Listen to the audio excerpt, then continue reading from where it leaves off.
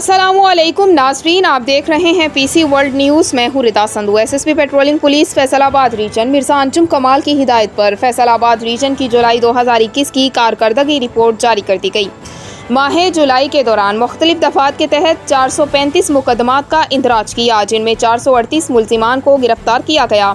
गिरफ्तार शुदा मुल्ज़िमान से नाजायज़ असलहा 6 पिस्टल, 30 बोर, 3 राइफल्स और 66 गोलियाँ और कारतूस बरामद।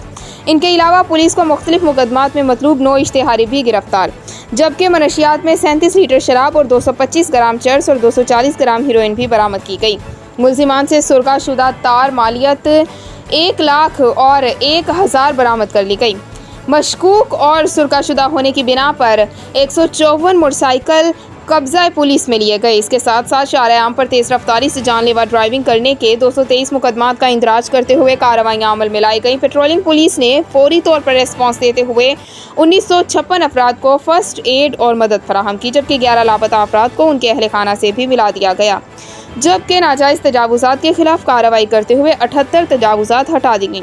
SSP patrolling police Faisalabad region Mirza Anjum ने गुज़श्ता माह की कारकर्दगी का जायज़ा लेते हुए डिस्ट्रिक्ट डीएसपीज़ को हिदायत जारी की हैं कि जराइम पेशा अफराद के खिलाफ कार्रवाइयाँ मज़ीद तेज़ की जाएँ।